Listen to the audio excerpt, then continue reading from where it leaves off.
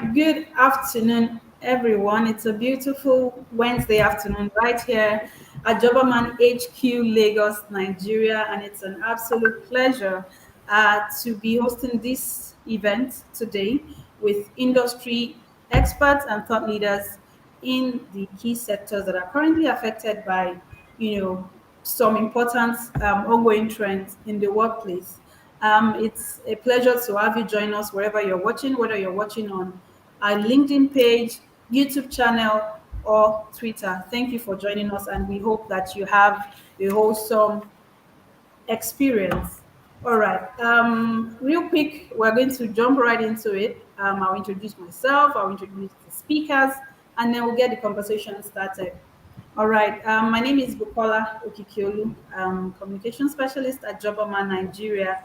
Jobama Nigeria has been in the career development and talent development and career space for 13 years and counting now. We're passionate about connecting young Africans with job opportunities. We are a part of the African Talent Company, and we're bridging the talent gap in Africa alongside our sister companies in West Africa, Jobaman Ghana, and in East Africa, Brighter Monday, Uganda, and Brighter Monday, Kenya. Thank you again for joining us. We have a rich panel, like I was saying, just behind the scene, just because, and just before we started the live stream, a rich panel of experts that are going to be having, that I'm going to be having this conversation with today.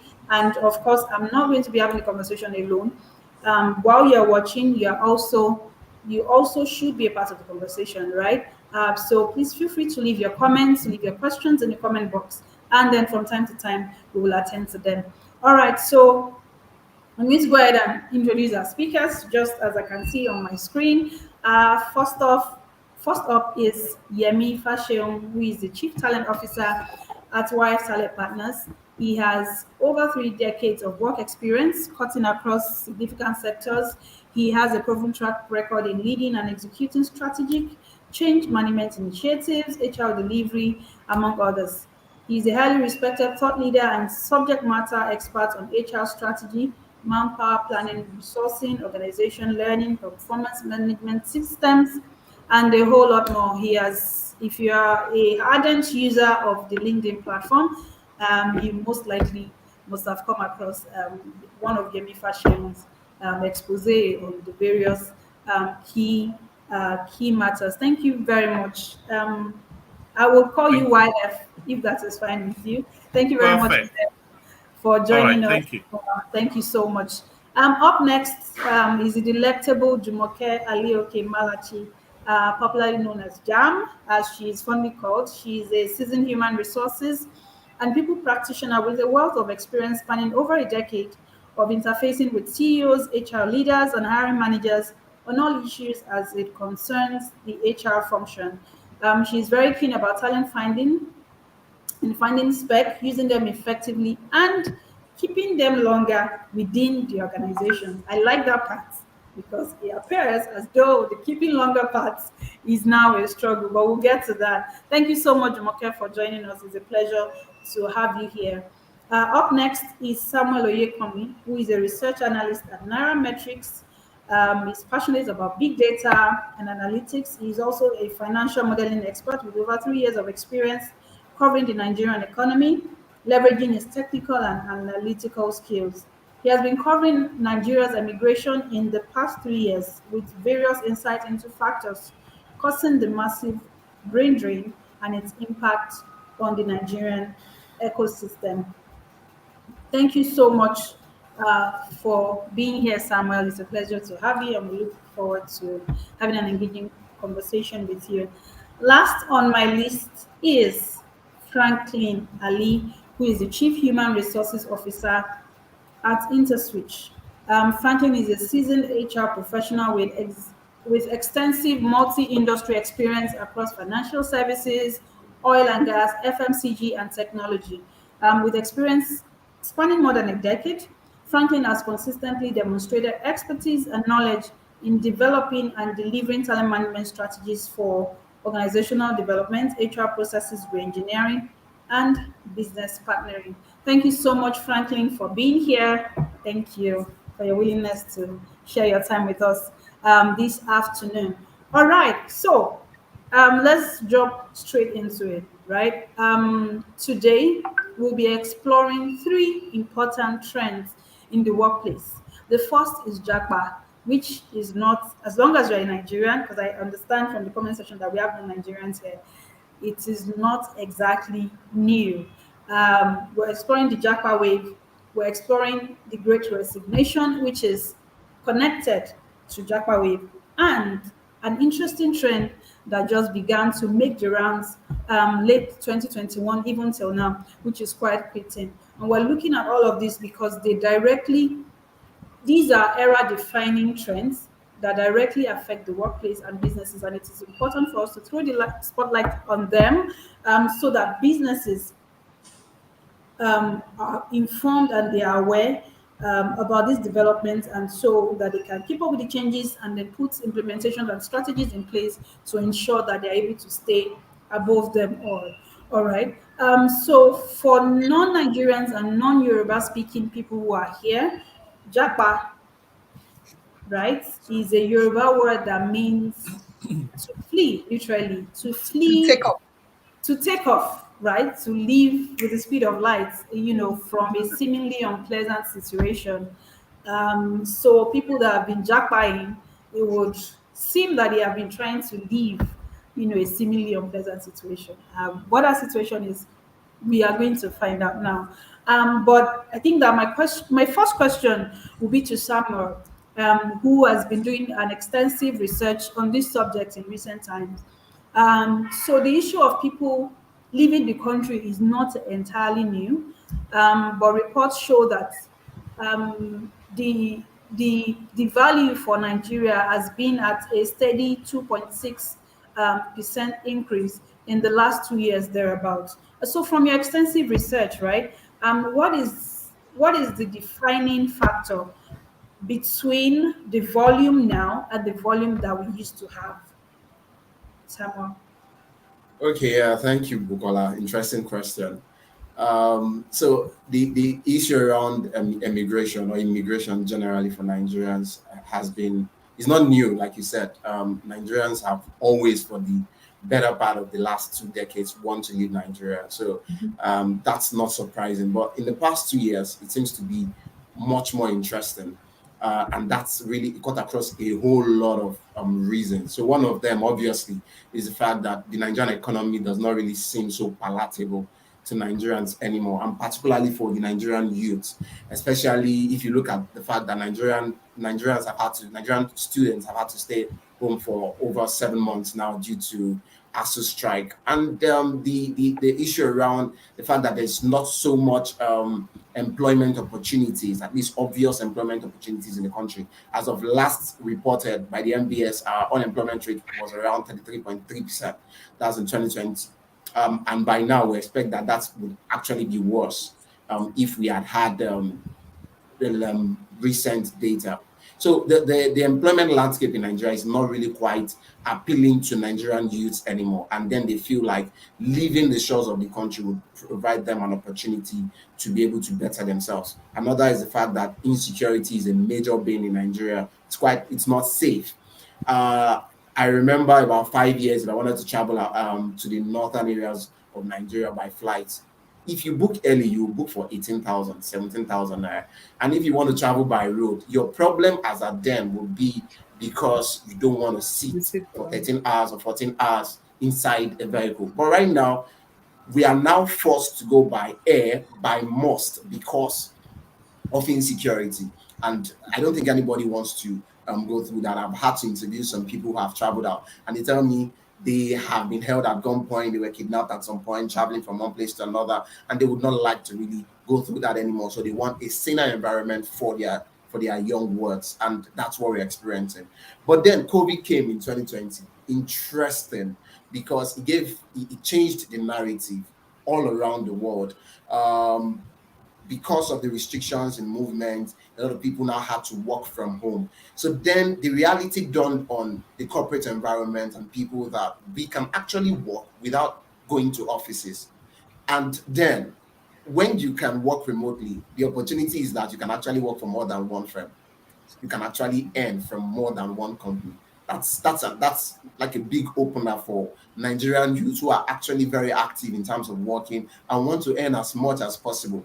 And it also means that if you can do that, you can just, if any organization is going to restrict you to work 9 to 5 by must, and you must go to office, and especially in Lagos where you have very high traffic, you also don't want to go through that. You prefer to work from home, especially, definitely. So you can work from multiple companies and earn multiple And streams. then, Inflation yeah, is very high, right? yeah. So that had encouraged people to want to work in their own comfort. But then traveling out is also, in fact, if you go by the numbers, the amount of Nigerians that have study visas in the United Kingdom had increased by over 200% in the past 1 year. In 2021, it was around over 20,000, and right now it's over 65,000, and it's going to 65,000. grow towards the end of the year. And that's because we did another research last month, went to immigration office, and we saw that the queue there has not abated any bit. Nigerians are running helter skelter and they want to leave by all means. I interviewed someone in Lagos and she was traveling to Ilorin only because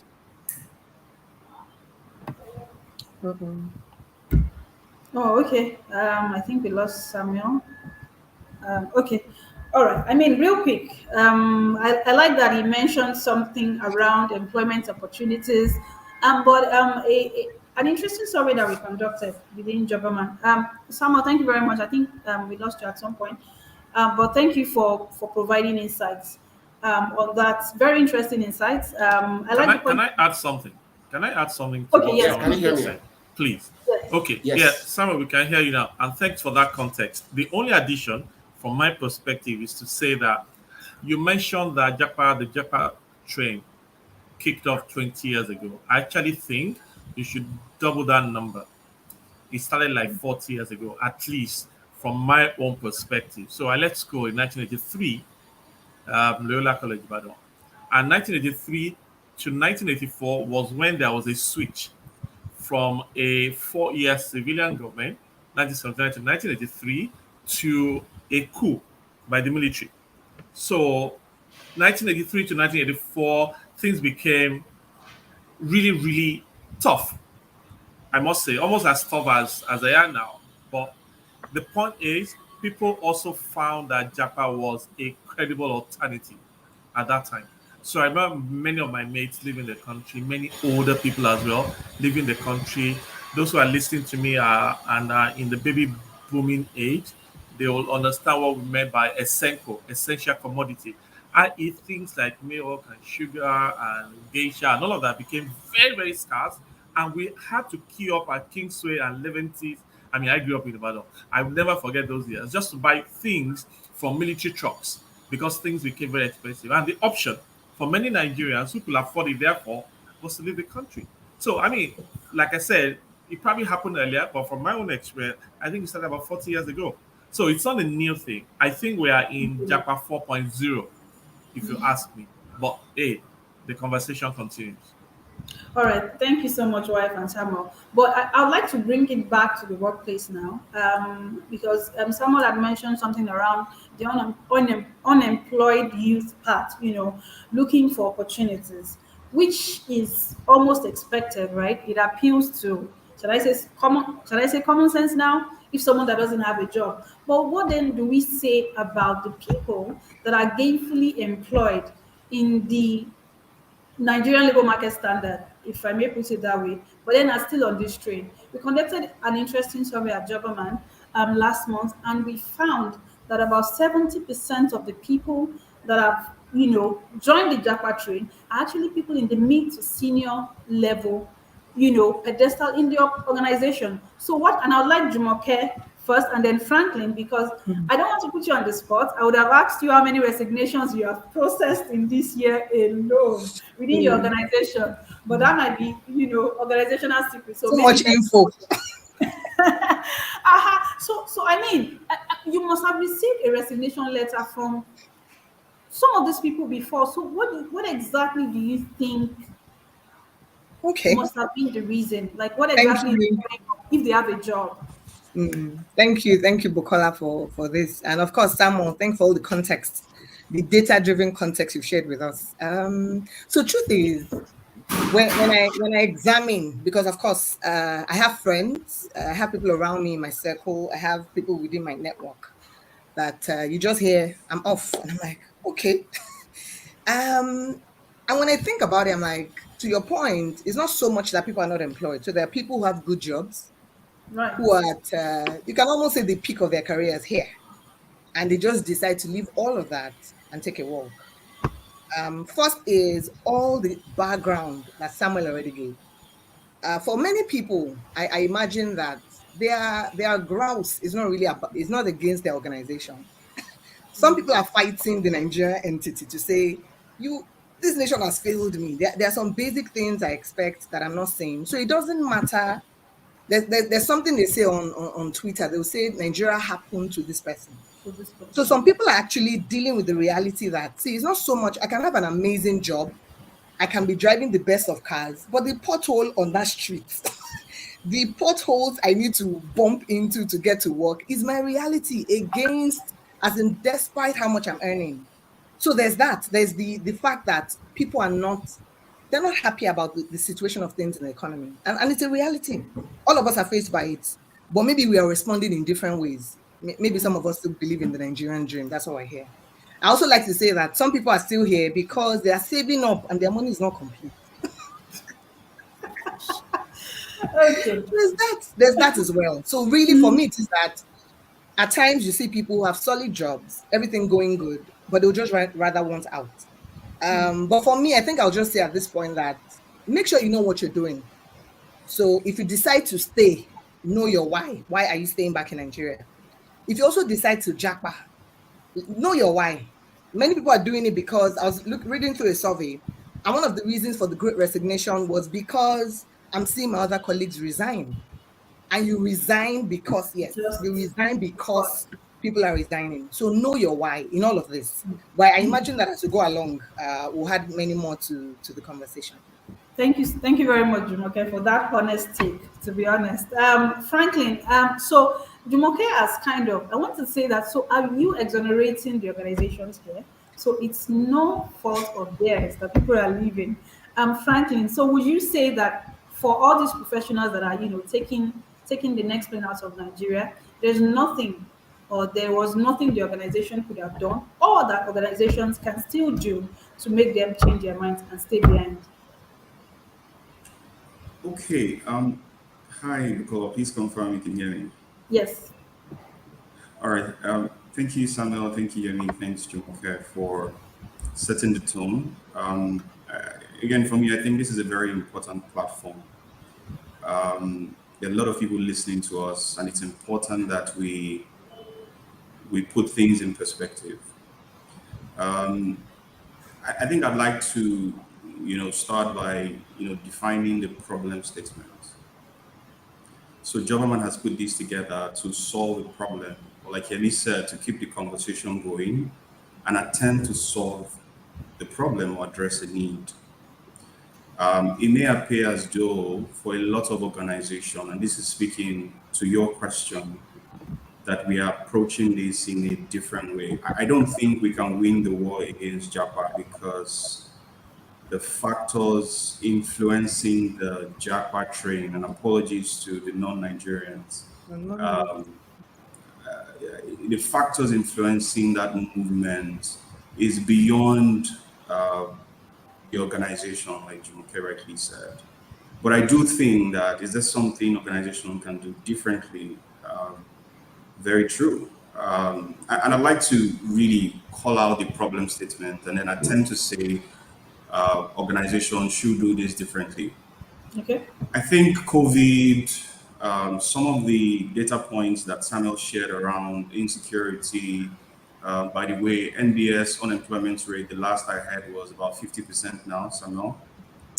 And so many other factors. It's the fact that people no longer trust the system. It's the fact that people don't believe that their commitment can count for something, for their family, for their future.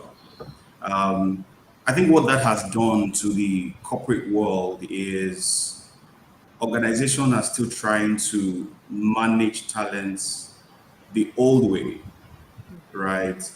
And I think that's why we're struggling. So we have moved from owning talent to just having access to the talent that can help do your job. So in the old world, you want to own the talent fully. And I think someone mentioned it on the call to say people are now tilting towards a different style of work. They want to do work differently. I mean, quiet quitting speaks a lot to that. There's another term that people use these days, the great renegotiation. Because of everything that has happened, people are placing more demands in terms of what they think they deserve in the workplace. So again, in summary for me, I think a lot has changed, but organizations are not changing. Can we stop the Japa trend? Like Yemi said, this may be 4.0. So the struggle or the war for talent should not be to try to stop Japa actually. It should be finding creative ways on how to have access to talent. So not just trying to own them within the four walls of your building, but having access to their talent, their creativity, their innovation, and what they can do for your organization to help deliver your goals. Thanks, Bukola. Thank you so much, Franklin, for that insightful take.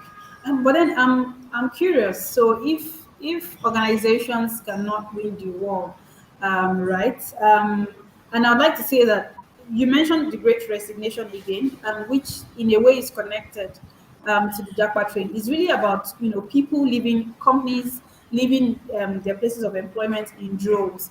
But then the factors will now vary.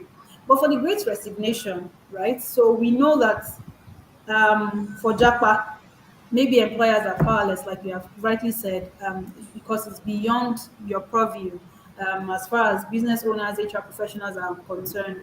But for the Great Resignations, right, where the pandemic taught the company about the importance of the businesses about the importance of flexibilities, and just putting structures in place just to ensure that people are in that space where they are free, where their mental health is is there's some level of importance that the organization places on them.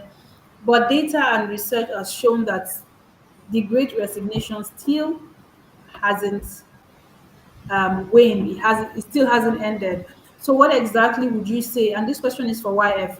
What are companies, what are businesses still missing? What is that missing piece, that is still not allowing people to stay put, so to speak? Thank you, Bukola. Let me take off from where Mr. Franklin stopped. Let me restart the engine of the conversation from that point.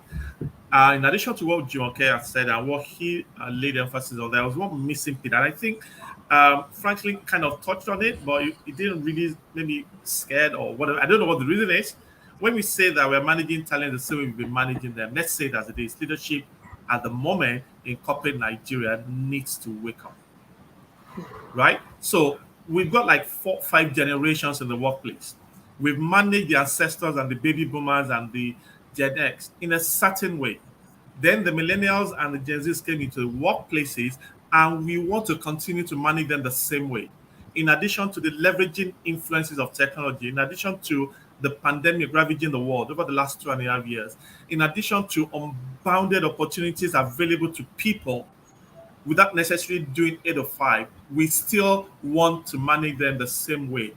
As of this morning, I had a conversation with somebody who said, my MD said everybody should come back to work because he believes that when he sees them, they are doing more. In 2022, we are still having such leadership conversations. We are not going back to the fundamentals of performance management. Like Franklin said, we are still rewarding people the same way, right? So if we go around the employee life cycle, right, we need leadership to wake up and realize that talent management is not the same thing as it used to be. And I personally believe that not managing talent within the context of new realities is contributing to the Japa trend. I don't know what percentage that may be, right? So I hear the insecurity, I hear the economic situation, I hear the employment rate. I totally agree. But if you speak with so many young ones, right, they will tell you the frustration they feel from their line managers. They'll tell you the frustration they feel from executive leadership in organizations. People are no longer looking for physical contracts of employment. They are looking for psychological contracts of experience. How many leaders are waking up to that reality? How many of them are still shouting at people and people go into the bathroom to go cry when we know that the next company next door may be looking for the same individual? Talents have options. Leaders need to change the mindset of how we manage people. It's no longer same old, same old. That's number one. Leadership must wake up. We need to start leading with empathy, humility, and also connectedness. We're not engaging with people, we're just engaging with results. We're engaging with KPIs, we're engaging with reports and all that. But the individuals who are connected with the reports, the results, the KPIs, we're not engaging enough with them. And see, the workforce became millennialized a couple of years ago, right? And um, we were shocked about the millennials coming to the workspace. Who are these guys? And all that. They could do things differently. And Bookie, they were getting results for the organization. And guess what happened? We were promoting them because of the results. We were not getting them ready for leadership responsibilities, right? And we are putting them into leadership positions. They didn't know how to do it. Nobody taught them how to lead. Leadership is a skill. You don't grow into it just because of time. Because you spent 6 years, you become a manager, and we think that you'll be able to manage people effectively. Absolutely not. So we're not getting them ready for leadership possibilities or responsibilities, but we are putting them in leadership positions. And there is a leadership crisis at the moment in corporate Nigeria, and it's not limited to first level or mid level, even at the senior level. So many individuals, especially in the top tech space right now, believe that once they can raise fund, they can manage a business. Absolutely not. Managing a business and managing people, they are totally different things. Most people can raise funds. If you can do the modeling and do the business plan and the projections, investors will see the numbers, they'll be happy. But what projections are we doing around talent management? Zero. So they put money on the table and therefore, boom, we start the business. And what do we see in terms of daily employee experience? It sucks in most organizations. And you can see the passion with I'm talking about it because I speak to too many young people literally on a daily basis. And believe me, we will stem the Japa trade. We will stop the quiet quitting if we stop the quiet firing first. I do not like to start talking about quiet quitting without talking about quiet firing. When you don't give them feedback about what they do, you wait till performance appraisal.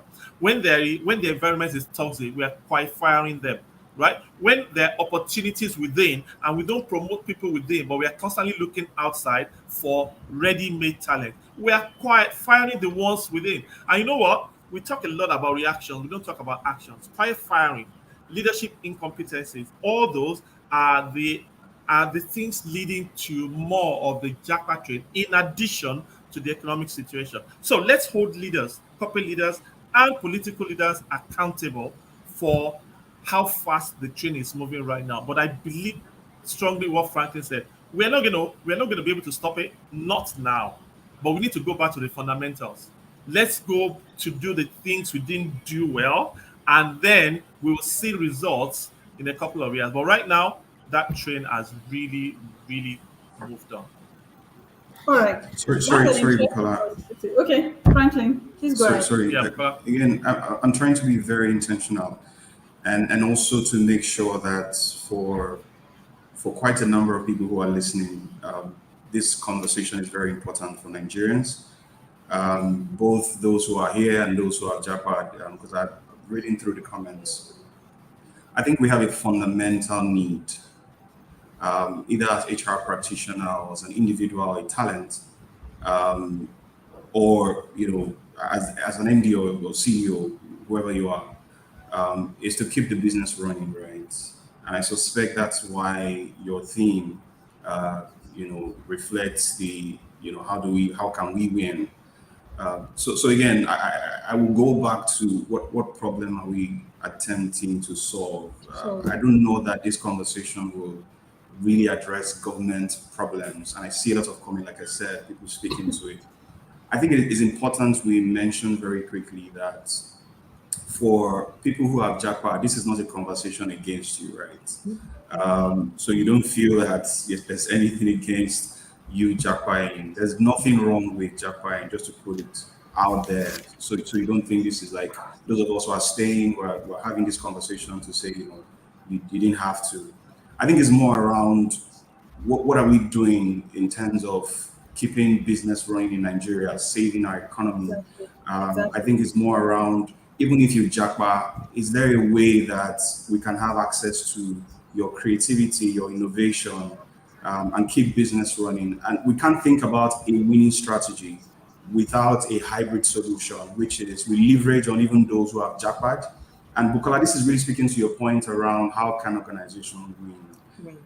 I just want to put that very quickly so that we stay within the confines of the topic and try to just inspire someone who may be on this call just looking for answers. Thank you. Thank you very much, Franklin. And yes, and I would like to circle back to Jumoke on that. So if organizations, I think that what we've all established here so far is that there are so many factors surrounding the Japa train and the speed at which it's moving. And thank you for that disclaimer. This is not to discourage or to encourage anybody who wants to Japa. This is actually mostly for business owners, HR practitioners that are having to process resignations over and over again. This is for businesses that have talent gaps within their organizations and are still grappling with that reality. So we're just really hoping to be able to share some advice, and of course we can't do that until we address the root cause of the issue, which YF has rightly done. So what exactly can organizations do? And to put it quite plainly, Jumoke, this is for you. People who have, and you can probably relate, your best hands are leaving. What can you do as of now? Because it doesn't look like it's going to stop anytime soon. It doesn't look like businesses will be able to stop it anytime soon. But in the interim, what exactly can be done? What are the structures and strategies that can be implemented to ensure that businesses continue to win in spite of it all? Okay. I think first is I will allude to what Franklin earlier said, to say that you first need to establish for people the work that they do, like give them meaningful work to do. So you will do all you can as an organization to make sure that the environment is enabling. And when I spoke earlier, I wasn't saying that it was strictly Nigeria that was our problem. So there's that. And then there's what organizations should do. But I also know that organizations can do everything to make sure that you have an amazing work environment, and in all of that, people can still resign and live in drones. That's the truth. So that can happen. But what I'm saying is, first is give people meaningful work to do. There's a conversation I've had with my CEO in recent times, and he will say to me that turnover is good. Now it depends. So that's not to say that everybody needs to stick around. Now, we need people to stay, yes. But there are times that you can tick all the boxes and your people will still leave. I think what is most important is, have you created, that environment? Have you ticked all those boxes? Are you giving them meaningful work to do? Do they have leaders that lead well? And that's what YF spoke about earlier. So do you have the right people in leadership positions who have responsibilities for people? Not people who are, contending with their sanity. So and then are you giving them, of course, the right benefits? There are many other things to look at. If you've done all that as an organization and your people leave, what are you supposed to do? Exactly, which is the What question can we you need to possibly do? answer right now. What exactly I'm should say that, and I don't mean to put Franklin on the spot, but I know all the amazing things Interswitch as an organization is doing. Now, if people resign with all these things, I saw that recently decided to pay people's spouses. You can, do you understand? And then people still wake up and say, I'm leaving Interswitch, I want to go to Canada. What should Franklin do? Do you understand? So Yes. mine is, first is do right by people as organizations. Give them that right environment, give them meaningful work to do. Let them do something that helps them see how their role ties into the big picture.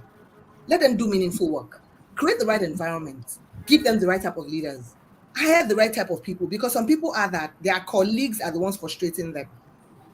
So we've talked about toxicity in the workplace. Now, all those things, if you as an organization give them the right perks, pay salaries, give employees. And when I say give, I'm sure you'll be like, oh, employers should do everything. Really? Yes.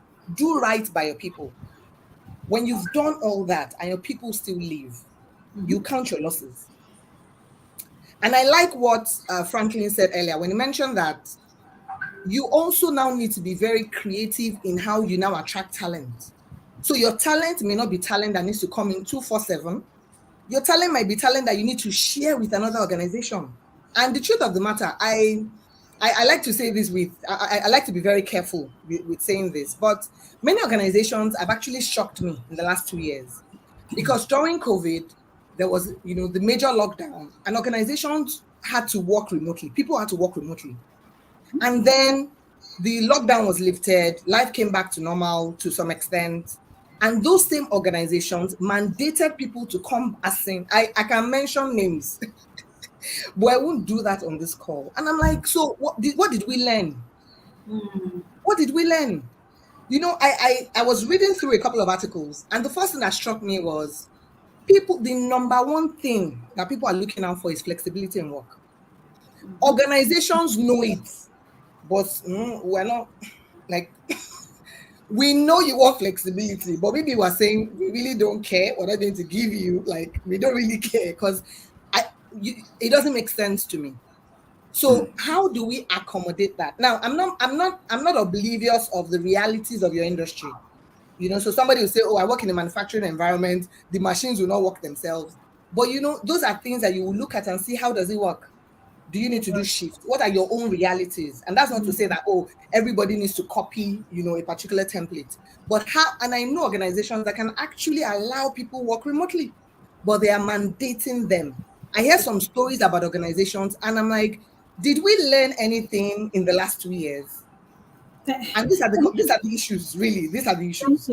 Thank you so much, Jumoke. I mean, this point that we are on right now, and which is what organizations can do, during this Japa, replacing talent and filling the gap. I mean, aside the fact that JobaMan exists, to help you fill this gap real quickly, Franklin and yourself have also buttressed the fact that, finding creative ways to begin to attract talent. So I'm going to, so that's one point. Plus JobaMan, that's 2 points. I would need more. Okay. So after Franklin, then I would like YF and then Samuel to, just proffer solutions, which is why we're here really. Franklin, please go ahead. I think the struggle we face amidst the great resignation is that a lot of organizations have abandoned building. Of course, build, buy, borrow, HR people will know these terms. So we focused a lot on buying, getting people. So the competition is very stiff. We are all trying to buy. Nobody's building talent from the scratch. So if you remember those days when, we will see management training program everywhere. So a good strategy, to be honest with you, will be to build, right? Training program, professional program, short-term, long-term, so that you can build those skills that are, Japaing, using the word now. So you have JobaMan, you may have specialists in recruitment who you need to build and make that continuous effort to build either from the scratch or through a succession program that you have. A lot of the things Jumoke spoke about, or talked about earlier, speaks to retention. We're putting a lot in trying to retain critical talents. She also talked about creating an enabling environment.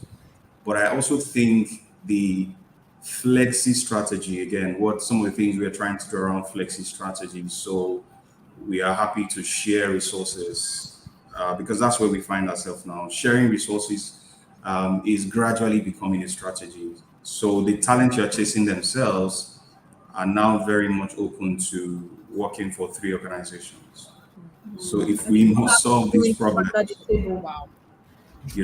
organizations, we must be willing to share, which is what I spoke about earlier around access to talent. So all I need is I just want to have access to Bukola to do my job. I don't care whether she's working for workforce or working for any other organization. So we must be willing to share, To share. apart from building. And I think Yemi talked about it earlier on, so I won't go into it. It's really creating the flexi environment. So, and this is speaking a lot to retention. Again, haven't done all to stand. For those that are Christian, you can relate to this. If anyone now decides to leave, it means that it's not your loss, and that's the way I would see it, because You you don't keep leave the focused. 99 to go searching for that particular shoe, right? Maybe one thing we need to recognize here as organizational HR practitioner is the fact that this strategy will be evolving. So 3 months down the line, uh, sharing may not be a thing, because I mean nobody saw this coming, right? So you must be very sensitive. You must leverage your expertise from people like Samuel. What are the data saying? What's this metrics? Where is this going? And be able to forecast and say, do I need to change my strategy because the behavior of employees, the environment is changing? Again, HR people need to recognize that we are at war technically. It's not physical, it's not violent, but it's real war. This is the war we've been talking about over the last many years. This is the real war. And you don't go to war without a strategy. You don't go to war without being intentional about your strategy. So sometimes I think we treat these things with levity. So again, those few points for me, I'll just yield the floor for Yemi's contribution. Thank you. All right. Thank you very much, Franklin. All right. Thank you. Thank you, Franklin. I documented my thoughts around this on my last LinkedIn post. I think we are focusing a lot on the people who are leaving. What can we do? What can we still do to retain the bond with our organizations? They've gone, right? Before they even left the organization, they were disengaged like 8 months ago. The day they resigned wasn't the day they left the organization. The psychological bond was broken when they started looking for that school like a year ago, when they started making all available opportunities to get funds, proof of funds to get their visas. So we lost them. We lost them quite a while ago. I think we should change our focus and move away from those who are left, those who are leaving, those who have given us our letters, and let's concentrate on those who are staying. So, number one, in addition to what Franklin Jumoke have said, let's move away from exit interviews. They've exited, right? Let's move away from exit interviews and focus our attention on stay interviews. The guys who are still with us, who are still staying, what can we do to extend their stay? If they bought time with us for like 2 years, maybe we can get additional 1 year from them by conducting periodic stay interviews. And stay interviews is to hear from them what has made them stay in the organization and what will make them stay another year or 2 years. Do that when people are still engaged. Don't wait until they resign or want to exit before you start saying, what can we do to make you stay? They've gone. So let's shift that focus to the workforce that's still staying with us. Do that periodically. Because again, employee experience, you can't craft employee experience initiatives, right, without the employee. The journey starts from the employees, right? So let's engage more. We need to engage more. We need to connect more with the workforce that's still staying. People are not living for fun. I read that in one of the comments, and that's the reality. Honestly, people don't tell us the stories of Japa, the other side of the stories, right? If people listen to the other side of the stories, I promise you, a couple of people might not want to Japa. The reality, but that's not what we're talking about now. So number one is focus your attention on those who are staying. Number two, let's do some sort of backward integration, right? So we were like Franklin said, we were buying talent. We're looking for ready-made talent over the years. We abandoned the fundamentals of nurturing and growing and developing people over the years, and we are feeling the effects right now. Can we go back to those things that work for the Unilevers of those days, or the Nigerian bureaus, the first banks, graduate trainees, management trainees, where they were developing the next set of not just leaders, but the employees who will take the organization to the next level, right? The ready-made talents that we're buying are also looking for ready-made markets and ready-made economies. And those economies and markets are actually encouraging them to come. So you come to school, and then we'll give your spouse a work permit. They're encouraging them and throwing freebies at them. So we didn't develop them. They've developed themselves because we were shouting self-development. And guess what has happened? Their loyalty therefore moved from the organization that did not develop them to themselves because they embarked on a self-development journey. So that loyalty will be to self.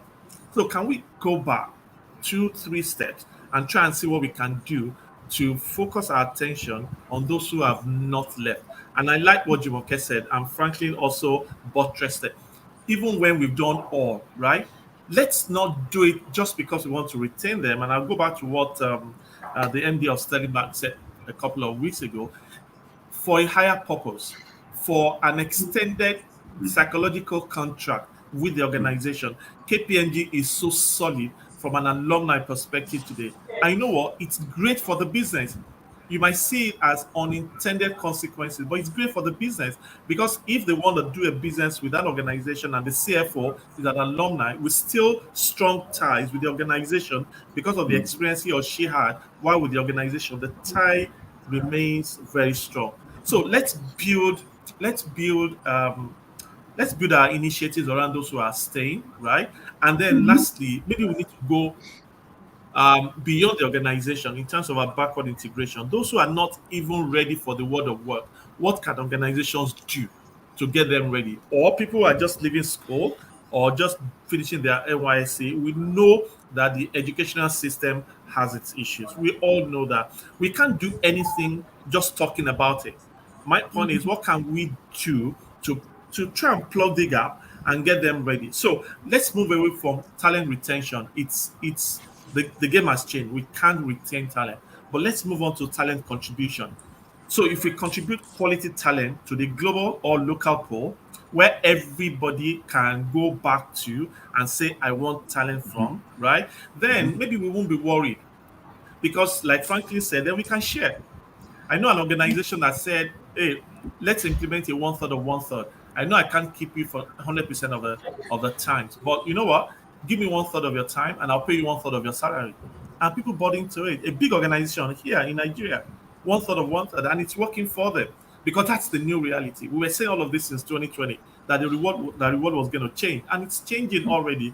The contract of employment, the time the employee has for you, will change all that. So what we need to do is I think we need to come, like Franklin said, we have responded or reacted with some sort of fear and reactive mode. Let's all in typical Nigerian language, let's calm down and then let's look at the basics again, and then let's start building from there.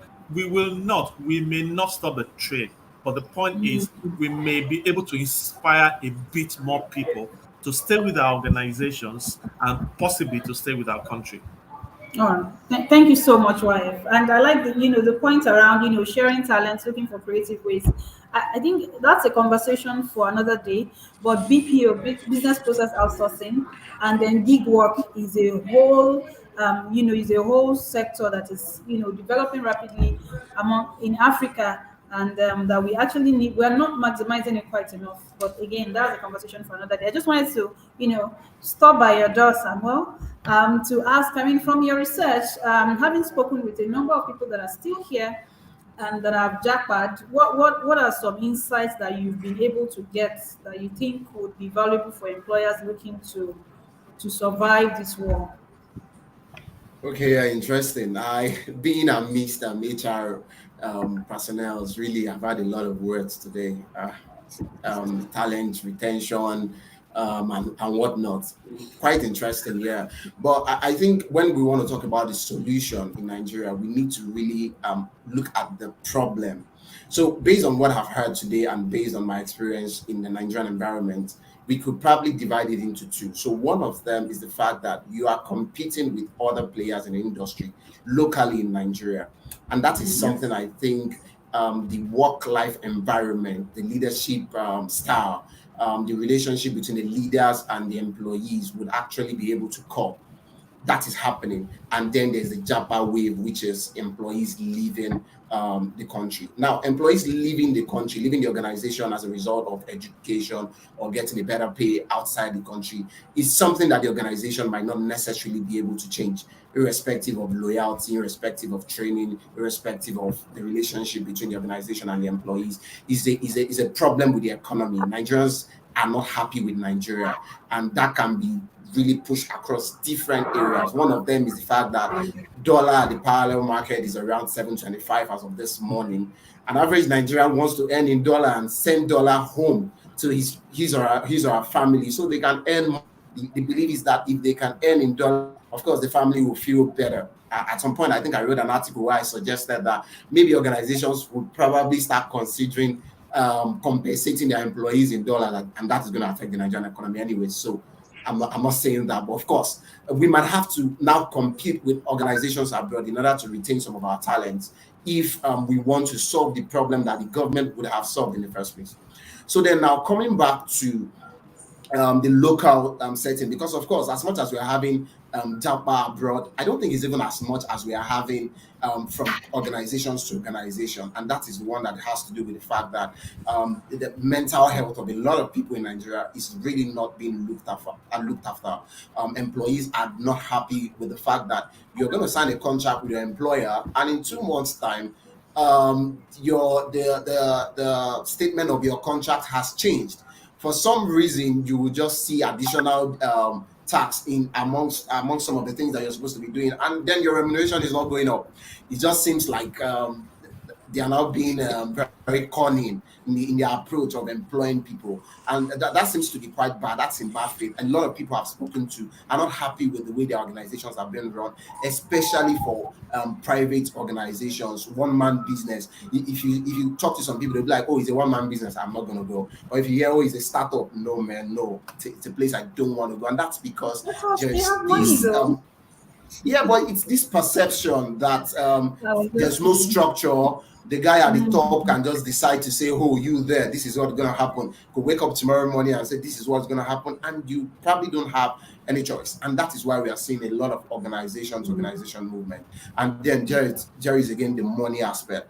If your remuneration, your compensation is not competitive enough in an economy like Nigeria, where there is really if you look at it in context, there's really scarce resources when it comes about actual professionals who are very good at their job. It's quite scarce because you go to schools, we have very intelligent people, but I can tell you, we also have very bad students in Nigeria.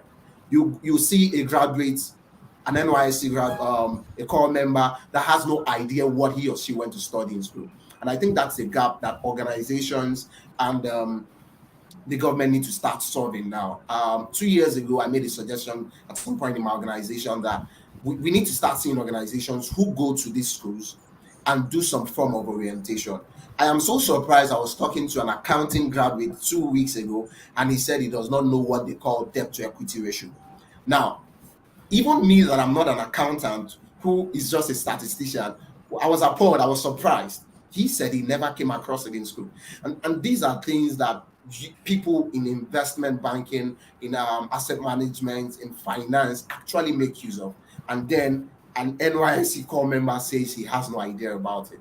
And there are many, many like that. Even while I was in school, in my final year, there are people who we study mathematics and statistics together do not even know what a statistician is supposed to be doing in an organization. We need to be able to plug that gap. So as much as we feel we don't have power to retain, we need to be able to ensure that people or immediate graduates should be able to immediately plug into organizations effectively without having to go through too much stress. Because again, you see some vacancies, applications, and then you hear 5 to 6 year experience, and then you're supposed to be 26 years. You're supposed to not be over 26 years old. I tend to ask myself, is it in Nigeria where a 4 year course, you actually spend 7 years? And let's assume that you came into school at an average age of 18 years, you're already 25. How in heaven's name are you supposed to get 5 years experience and then you're still 26 years old? It's a very big question. I don't see how that's going to happen. But if we are in a system where those who are coming from this school actually have some form of real life application of that their course of study, it is easy to plug them into the organization. I was talking to a top executive of Interswitch earlier this year, and we're also talking about the brain drain and all. And he talked about some initiative that they are trying to do in order to make sure that they're able to have a large pool of people come in, train them, and then you can see a situation whereby organizations from other people can even come and pick. So at the end of the day, let's assume at the end of the year, you train about 100 professional tech experts. Of course, you only need 10, but you have added value to the economy. You take your 10, other players will take their whatever from that lot. You have a very good relationship with the 90 that are going other places. You can still do business with them. In recent time, I've been able to know that even in tech environment, especially, there are a lot of partnerships, even amongst these firms. Some 2 weeks ago, I saw Interswitch, Mastercard, Thales, and one other commercial bank in Nigeria in the same building. Ideally, you probably think they are competitors, but here, well, they are also partners. So it means that if you have, and that speaks to what I have said earlier, if you have your talents, people you have trained in even other organizations, you can actually have business with them. So I think while we are creating work-life balance, which is very important for employees, we need to find a way to help the economy bridge the gap, go to these schools.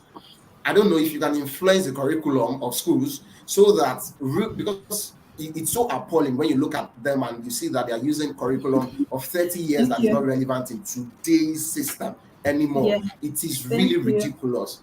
So we need to Thank- really go into these settings and find a way to bridge this gap. I think with that, we would have more you. pool of people to select from. So even if they are Japaing, I love that adjective so Then we much, can easily we'll replace. still have many more to work Thank with. you so much, Thank you. Samuel. I like that you delved a lot on upskilling, and then I mean there's a talent gap and then there's the skills gap as well, which is also very important to take note of. I mean, I can say that Jobaman on our part in the last 2 years now we've been deploying the free our free soft skills training and employability skills, just to better prepare people, make available for them work readiness skills and even on the job skills that they need because I mean, it's not like the thing is we focus a lot on technical skills in these climes that we forget the soft skills part. So I just wanted to chip in that, and we also have a program for employers as well. We're willing to come in, train your employees in soft skills for free, just to ensure that the people that are left behind are able to do the job, which is very important in trying to bridge the talent gap that is growing wider and wider by the day. Thank you, everyone. Just I know that we touched briefly, we've touched briefly so far on quiet quitting, but since one of the strategies that we are advising employers to maximize is to focus on the people that are staying. But then what about the people that looks like they are actually staying but are not actually staying? And this is how we talk about the people that are, quitted quietly, the quiet quitters. And it's interesting to see. I've read, extensively on, there's a whole, the jury is still out, on whether or not quiet quitting is a response from the employee side, to prevent being overused, working extra hours that they are not getting paid for. I mean, that's from the employee point of view, that is their defense, right? But from an employer's point of view, first of all, how do you know? Because I think that the most damning consequence of quiet quitting is actually not even knowing on time that you have people that are only coming to work and keeping up appearances and they're actually not doing the work that they're supposed to be doing. So as organizations, how can what are the signs that you can look out for to identify these people? That's one. And how can you quickly nip it in the bud? And I'd like Franklin to take this to have a go at this first. Okay. Hi. Um, and this is a tough one, right? Because the times are interesting. Um, Employee experience is front burner. You're very careful because mental health is a topic. You don't want to make certain moves, and the next thing you're hearing is affecting my mental health. I'm stressed. So I mean, your question is really speaking to how do we track productivity, or how do we pick up disengaged employees or employees who are just giving as much as they Very think they're true. paid for, Yes. uh, pretty much. So it's a tricky one, right? And I don't know that there's a one size fits all to be able to get it end to end. So again, because Samuel talked about Interswitch, Jumoke, I might as well speak to what we're doing at the switch. And I was really Do you trying have not to. advert rates, Franklin? I didn't want to overshadow Really? Java Man. I didn't want to overshadow Java Man. Really? So I mean, I um, don't know that you can, but go ahead, please. um, don't worry, we're collaborators, we're not competitors. Absolutely.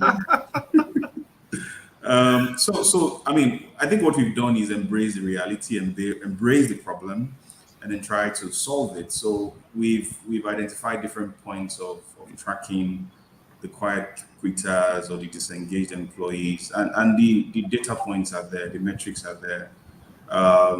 Technology is helping us without going into specifics. Okay. Technology to both track output but also track activity as well. Because you can't separate both. For there to be an output, there must be an activity. So you cannot produce without logging onto your laptop, for example. You can't work outside your laptop and say you are productive. So there's the element of tracking activity. I know a lot of talent will struggle with, it shouldn't be activity based, but you can't separate it, right? For companies that are doing hybrid, for days where you're expected to be at work, if it's a combination of hybrid and flexi, you need to track that. All right. The expectation ultimately is to create, what we use in recent time called a fearless organization. While you're doing that, you're also making sure that you're very careful that you're not limiting employees' productivity. So again, this is one way for us. Of course, we have our traditional engagement surveys where we also get data points from to track those that are disengaged. We follow that up with focus group sessions as well. Again, I believe there are other exciting things other organizations are doing, but how has this worked for us? We've seen certain changes in certain behaviors. Like I said, it's an evolving strategy for us. So we are monitoring how this is impacting the behavior and productivity, and then meeting again to re-strategize on what we're going to do differently. Because, like I said, these are interesting times, and you must be very intentional about what you're doing. Thanks. Thanks a lot, Franklin. Jumoke, I would like to come to you now. So I hear you track productivity and then a robust employee engagement strategy. And would you like to add to that, Jumoke, before I go to YF?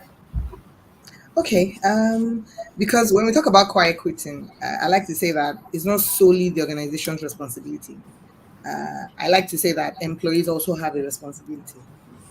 Truth is, when you, like we've talked about, doing the right thing as an organization, putting all the right things in place, you do that as an organization, and then of course you expect that people are willing to go above and beyond. When some of those things are lacking, then you can have quiet quitters. I have a boss who takes the shine on my job, and I don't want to go above and beyond because I think the things that I do, I don't get credit for them because my boss is taking the shine. Now, how is that addressed? So there's what organization needs to do, but what I would like to focus on, if you don't mind, Bukola, is what I should do as an employee. Bear with me. So maybe your wife can continue from from what Franklin has talked about. And the other day I had a conversation on Clubhouse, and we're talking about quiet quitting. And from where I sit, maybe because I'm a HR person, one, two, I'm very keen about organizational culture. I'm very keen about non-toxic workplaces. So when I come across employees who are not self-managing, who are not disciplined, who just think I will do the barest minimum and I will get away with it. I'm quiet quitting. I'll make a case and deal with it as an organization. But you still want to get your salary. Now, I'm saying this in the context of the organization has done everything right. So you see instances of hybrid, for instance. So you have days you should be at work and days you should work from home. Do you know that on some days employees should work from home? Some people are in the markets during work hours. You have colleagues that you will call them during active work hours. They are not reachable. I'm saying between 9 and 5 a.m., not 5 p.m., sorry. They are not available. Now, what do you want me to say as an employer? And I'm saying this, like I said, from the HR angle, because for me, it's really people should hold themselves accountable. So if you say that I'm quiet quitting because I have a boss I work with that I don't quite like or take the shine of my job, what can you do? Can you report with haste? Can you start to plan to maybe leave that organization? There are many things you can do. But if because of that instance I just gave, you are doing the barest minimum, you are giving us the impression that you are actually not top talent because from the quality of the work that you churn, you're dropping the ball. Those things they're evident. Somebody was sharing with me recently that he was working in an organization and he knew he wanted out. So of course, you can see he was almost quite quitting. But that till the last day, he was working like nothing was going on until he got another job. And then he realized that by the time he was leaving, I think 2 jobs after that, another colleague of his in that organization referred him for something. And now for me, it was that at the point when you were getting tired, if somebody saw how you worked at work, what impression of yourself are you giving? Someone who, well, I will resume when I want, I will do what I like because I'm quite quitting. So, like I said, this is saying that the organization has done right by the employees. You have the right environment. Leadership is spot on. All these other things are there. But you as an employee, so if it is that okay, I have a boss, I have a toxic boss, then those are conversations to have. Do you need to move to another department within that organization? Who have you spoken to about this? Do you need to leave the organization? Have you activated your exit plan? But I, for one, I don't, because I imagine that when you quit, you are shortchanging even yourself. You are shortchanging yourself. Some people quit, and your default nature is now that barest minimum. And then you take that energy Yep. into a new job, Yep. you will do the barest minimum because Yep. you're used to it already. Yep. And I don't know, quiet quitting would just not make sense to me. And I'm I sorry. think I see your stern HR I am, professional shining through right now, Jumoke, do you and that's understand? fine. I know Because that YF will speak on behalf of the employees. let me round this up by saying that, and when I say this, I say it from the premise of emotional intelligence, that you need to be self-aware as an individual, and then bring in the elements of self-management, and then of course all the other elements. But those first two, if I'm self-aware enough, I will not quite quit. I always say to people, when I leave a job, when I drop my letter, you will not even know that I was tired, because up until the last day, I will do what I should, because my reputation is at stake. My reputation is at stake. Somebody new will come into the organization and will think, this one doesn't even work. See how she's doing. You never know how that affects you. So that's where I stand. And we've battled this over a couple of weeks. Thank Yes. you. I mean, So do very, your best very till the valid. last day. To Do be your very best honest. till the last day, so that in your next role, whatever it is you left undone doesn't affect you. So I'll let YF take it from there. Okay, so I'm not going to support the employees alone, Bukola. Yeah, I like the tools that we can use to manage engagement, or at least be sure that our employees are engaged. I like the angle of the individual having a responsibility and the discipline, right? So one of the things I have said in the past is, for as long as you are in an organization, you owe that organization to give your best to the last day, and you owe yourself to get the best out of the organization also to the last day. So quiet quitting, like Jumoke said, doesn't do anyone a favor, not in any way. So, but in addition to, yeah, the things that we must constantly do to engage people, let me also say that I think organizations, because of one Japa, great resignation, and great movement and all that, we are moving away from the sanctions that we should be putting in place. We are getting scared to impose sanctions on employees because possibly we don't want to lose more people. And guess what? Ultimately, it's rubbing off on the culture of the organization, because culture is what we allow, culture is what we reward, culture is what we say is okay. So Yemi is quiet quitting. Nobody can quiet quit without other colleagues, other managers, teammates knowing about it. Quiet quitting is not that quiet. and actually disengaged employee becomes more obvious on a daily basis. So if we don't sanction, therefore, what we are saying to other people who are watching is that it's okay to quiet quit. And then gradually, if we're not careful, it becomes a culture of our organization. So my advocacy in this instance is number one, we can't forget about sanctions because we are talking about employee engagement, because we are talking about retention or contribution. It's a tough conversation to have because of all that is going on. But if we are serious about culture, then we must respond to quiet quitters. Otherwise, we are giving it a thumbs up to say it's okay. That's number one. The number two for me is to say that leadership, I'm not sure I can engage any conversation without coming to leadership. And by leadership, I don't mean executive leadership. I mean the leader of two, the leader of three, the leader of the department. It's not possible that I will work in a particular team and somebody is disengaged and quite quitting and I wouldn't know. I mean, I've worked in an organization where somebody was going for an interview and he came to sit right beside me and say, well, if this is my slide for my interview tomorrow, what do you think? Let's go through it together. Real life, I can give you his name. He knows I drop his name everywhere. He did it to me. And that's because of the level of connection and engagement. Once there is a gap in how we connect and engage with people, we might not know when they are quite quitting. If the line manager is the last person to know that an employee is resigning, the code of communication and engagement broke a long time ago. So, totally agree with you. Frankly, we must manage with tools and technology, right? But guess what? Smart guys are working around it. I'm sure you know that, frankly. Number two, very smart guys are working around. Number two, Jumoke, I agree with you. It starts from self.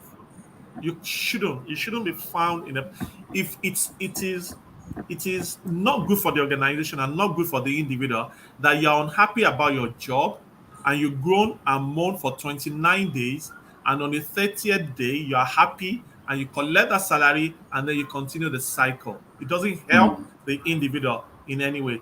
And the last thing I'll say is your job may not be your passion. You may have lost the passion about the job, but for as long as that contract exists between you and your employer, you must be passionate about your job. Those would be my three combinations. Three contributions. Thank you so much. Very quickly, I would like to respond to Francis Obasu's comments.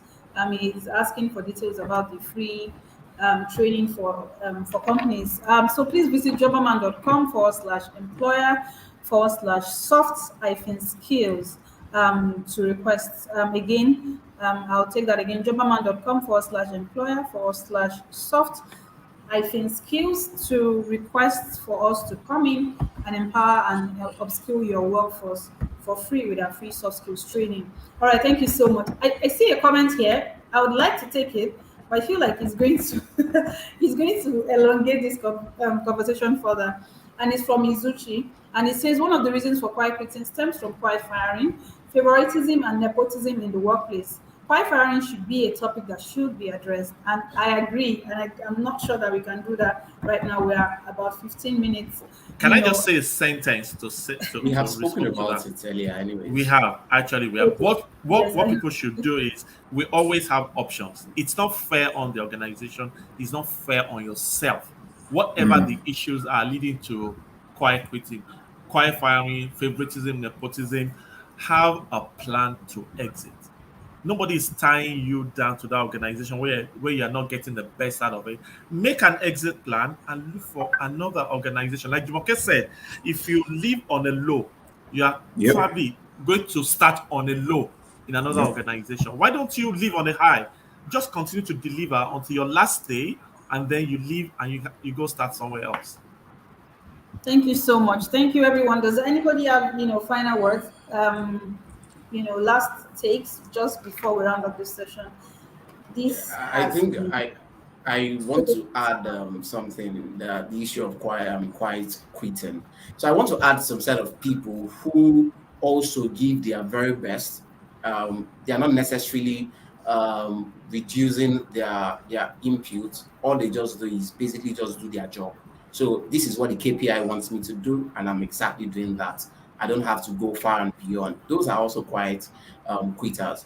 And then one thing you would notice for an organization or an HR person, if you have someone working for you or with you who has been very outspoken or complains when things are not being done right, immediately you notice that person does not complain anymore and just smiles whenever you give anything or anything happens. Just know that that person is planning an exit, and you probably should either re-engage the person, start from scratch, or you should also start making succession plan, one of the two. But I noticed that some people who have spoken to in the past about their work environment, it has always been that, you know what, right now, I'm just not saying anything.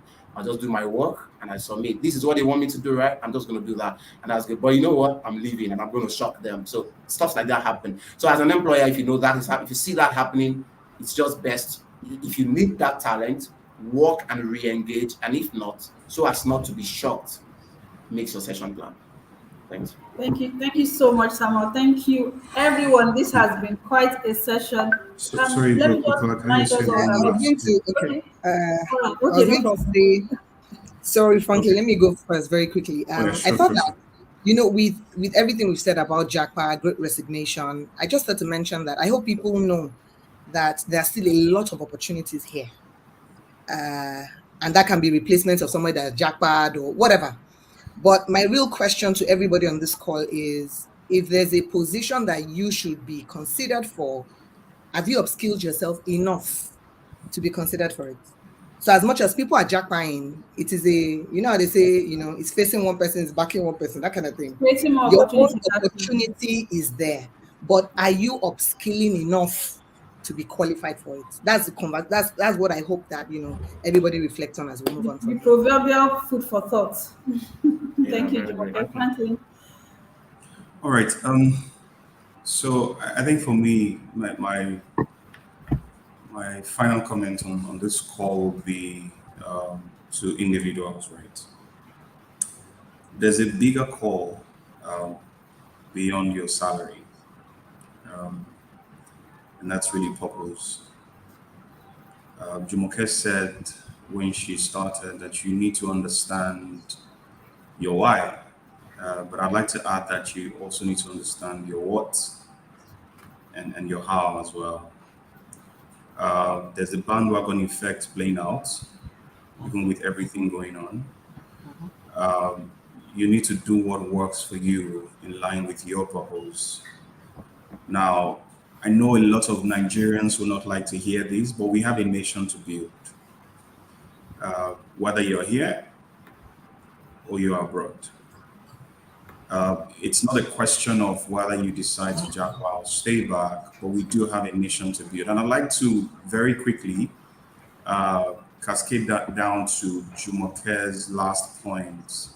I think ultimately your career, your journey, work life, everything, however you want to put it, you are primarily responsible for it. A lot of people are playing the blame game, hiding behind laziness, disguising under mental, wellness, and doing a lot. I think, and like Mitchell will always say, the Pareto's principle 80-20 rule is playing out in a lot of organizations. So you have the 20% doing the job, creating value, contributing, and you also have that 80% who are either quiet quitting, waiting for proof of funds to be complete, uh, or really just playing around and at the end of the month, getting their salary. My message is that you need to take full ownership of your career. Like Yemi said, as long as you're still in any organization, I have worked in places where I wasn't really happy with the environment, not entirely happy with some of the people that I reported to, but I knew that I had the duty because of my contract, because of who I am at the time, to do what is right. So you do have that responsibility. I saw a comment about accountability. I think we have missed that under the guise of generational evolution, millennials, Gen Z, and people are no longer taking responsibility of things they should be doing. There's a risk of everything we've discussed today. So Japa has its risk. I don't want to go into that. And it's not so much of you get there, you're not able to survive. It's so much of undermining your purpose. Because there's something that the Nigerian environment has also done to a lot of people. It has brought out the best in them. It has challenged them. So when they even get abroad, they tend to do better. Finally, it's timing. I think a lot of people want to quickly, and the developers may not like this if they're on the call. A lot of people want to move from 0 to 2 years experience and start earning $5 million, $10 million monthly. You cannot take away the function of you cannot, and I'm sorry I'm going to use this example, you cannot impregnate 9 ladies because you want them to give birth in 1 month. Process. There's a function of time and process. Thank you. There's a process to this journey. If you want to be grounded, depth and breadth, there's a function of time. Sometimes you don't need to rush yourself and follow the bandwagon effect. You need to give yourself time. That's how you make real success. Thank you. Thank you very much, Frank. Final words from me. And they will not be my words. They will be words from the comment section, actually, because I've been reading. So those who are quiet quitters, let me leave you with words from Abike Wesi and Akindele Akinlo Sotu. Yeah. So Abike says about quiet quitting, you are not a bag of rice. Use your power of choice. Those are powerful words. That's the first thing she says. Number 2, she says that it's a disservice to your person if you hang on there. If you have lost your passion, you have options. Powerful words again. And then Akinele says, I took leave from work to start another work in the UK, but acting as consultant pro bono for my previous office, doing everything needed to be done. And that links exactly to the purpose that Franklin was talking about. Quiet quitting and collecting the salary, it will do you good for only a short while, but it will not validate you as an individual into the long term. Thank you. Thank you very much. Allow me to do the applause. Thank you. For each and every one of you, thank you so much for sharing. Thank you. For not holding back. This has been a no holds back conversation, and I have learned a lot. I will go back and replay this session, and I want to encourage everyone to do the same. The video is available on our YouTube channel. After all has been said and done, to borrow Franklin's scriptural style, please know that when talents leave and then a gap has been created, Jobberman has a suite of recruitment solutions to help you fast track the replacement of those talents, and we are also very interested in helping you to upskill the ones that are left behind. Like YF has said, and everyone has buttressed, it is important for us to begin to focus on the rest of us that are still here. Thank you, everyone. This has been an interesting and a delightful session, and I hope that everyone can take learnings from this session and implement them, and businesses can truly win in spite of it all. My name is Bukola Bukio. This has been Jobberman. Thank you, Yemi Faseun. Thank you, Jumoke, Aleoke-Malachi. Thank you, Ali Franklin, and Samuel Oyekanmi. Please enjoy the rest of your day. Bye, everyone. Thank you. Bye. Bye. Thank you, everyone. Bye, Franklin. Bye, Jumoke. Bye, Yemi. Bye, Sam. Samuel. Bye, everyone. Okay. Bye, everyone.